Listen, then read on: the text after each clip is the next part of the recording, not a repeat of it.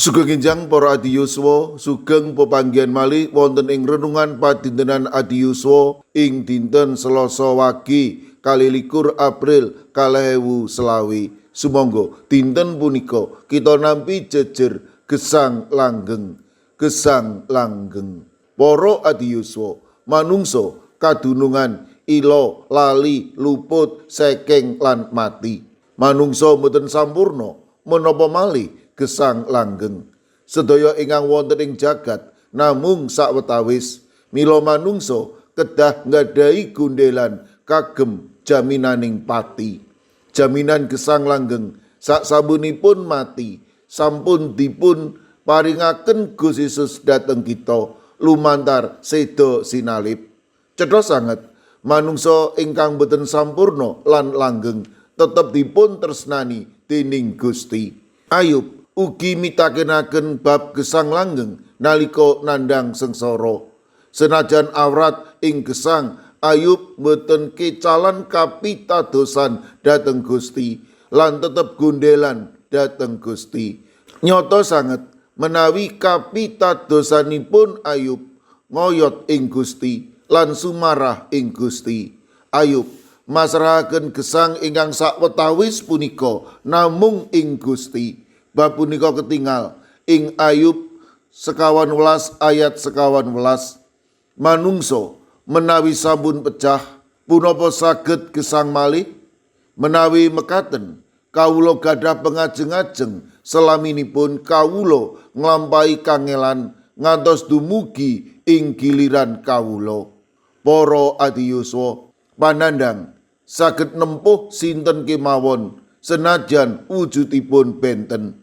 Nalika wonten pacoben awrat asring dadosaken kita ajrih kuatos lan semplah.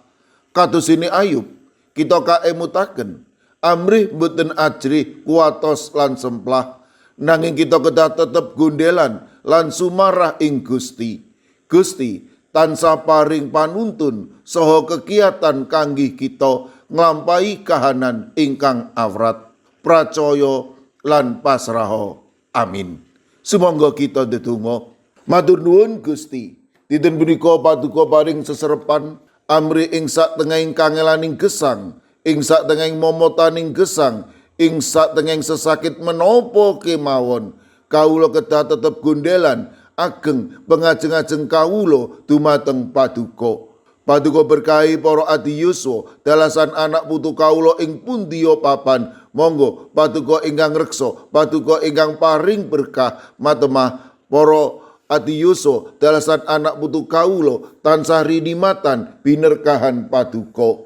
Kawula pasrahaken bini sepuh Ari Panjaitan wilayah sekawan GKJ Magelang ingkang dasa mangke nembe nandhang sakit ing RSU Magelang.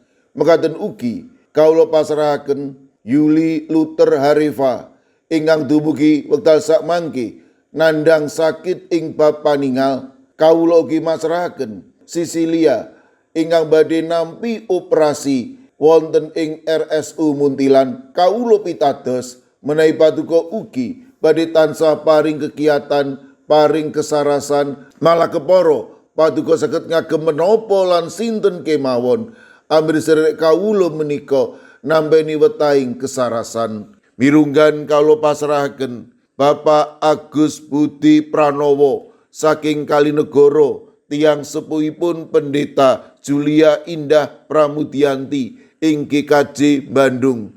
Ingkang wedal sakmangke Bapak Agus Budi Pranowo badhe nampi operasi ing dinten Selasa ing griya sakit harapan. Monggo Gusti paduka ingkang makarya matemah lumantar operasi menika Bapak Agus Budi Pranowo enggal nampi wetahing kesarasan. Kawula pasrahaken Bapak Margono ing Kalinegoro ingkang ugi nembe nandhang sakit. Kawula pasrahaken Ibu Murtini Darmoko ingkang wedal sakmangke ugi nembe nandhang sakit wonten ing RSU RSJ. Kawula pasrahaken ugi Bapak Hadi Adi ing GKJ Ngalian inggal pikantuk wetahing kesarasan peparing paduka. Kaunipun sedherek kawula ing GKJ Bono, Ibu Sapar, Ibu Priyati, Ibu Sih Mirah, sawetawis putra-putra kagungan paduka ing GKJ Magelang nembe nandhang sakit. Ibu Lis Martono wilayah kalih, Ibu Wiwi Retno wilayah setunggal. Kawula ugi masrahaken Ibu Tati ing GKJ Ngablak. Kawula pasrahaken Bapak Matius Suwito warga GKJ Immanuel Solo.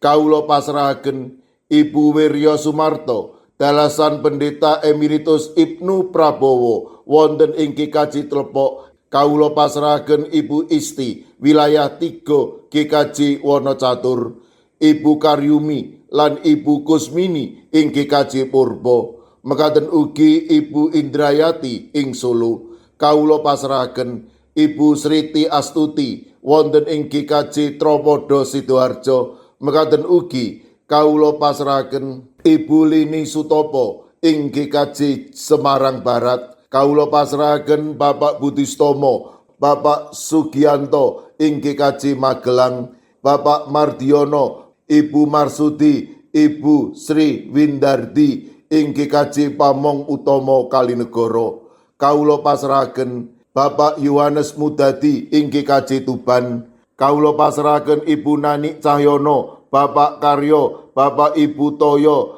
Ibu Ngatini ing GIDJ Trangkil. Ing GKJ Immanuel Solo kawula pasrahaken Ibu Tugiani Sunarto lan Ibu Tati. Kawula pasrahaken Ibu Lasiem Blok 6 ing GKJ Gondang Winangun. Ing GKJ Wonosobo kawula pasrahaken Bapak Lazarus Samijan, Bapak Yusuf Sunaryo, Ibu Endang Sarjono, Ibu Rodiah Sumardi. Kawula pasrahaken Eyang Sarwito ing GKJ Ngalian, Ibu Wahyono ing GKJ Plengkung, Ibu Sunarti ing GKJ Salaman. Ing GKJ Ungaran kawula pasrahaken Ibu Sukito, Bapak Sembiring, Ibu Surisno, Ibu Munarti, Bapak Ibu Tugiman. Kawula pasrahaken Bapak Jatmiko ing Denpasar Bali. Kawula pasrahaken Ibu Warsi ing Kemenjing, Ibu Apri ing GKJ Canden. Ing GKJ Sragen kawula pasrahaken Bapak Wursitoryadi, Ibu Sumiati, Bapak Suyanto. Kawula pasrahaken Bapak Chandra Deni Saputro. Kawula pasrahaken Bapak Dalmin, Bapak Sugiri, Bapak Wisno ing GKJ Pugeran. Mekaten ugi kawula pasrahaken Ibu Warsini dalasan putranipun Yohanes Haryati ing Watu Sigar. Ing GKJ Mijen kawula pasrahaken Bapak Budiono Arung Puji, Ibu Elizabeth Indarwati, Bapak Tri Kartono, Bapak Waryono lan Bapak Moses Taji. Kawula pasrahaken ing GKJ Banyumanik Ibu Sukarni, Ibu Sutarwi, Bapak Daniel Agus lan ugi ing GKJ Tanon kawula pasrahaken Bapak Suhadi. Kawula pasrahaken sinten kemawon ingkang nembe nandhang sakit lan ugi ing pemulihan kawula pitados paduka badhe saged ngginakaken menapa lan sinten kemawon ambrih sederek kawula menika enggal nampi wetahing kesarasan. Kawula pasrahaken pasambat lan pandonga kawula wonten ing asma paduka Gusti kawula Yesus Kristus. Amin. Sumangga para adi yuswa kita tutup pepanggihan kita renungan padintenan adi yuswa kanthi ngrepekaken kidung. Sumangga.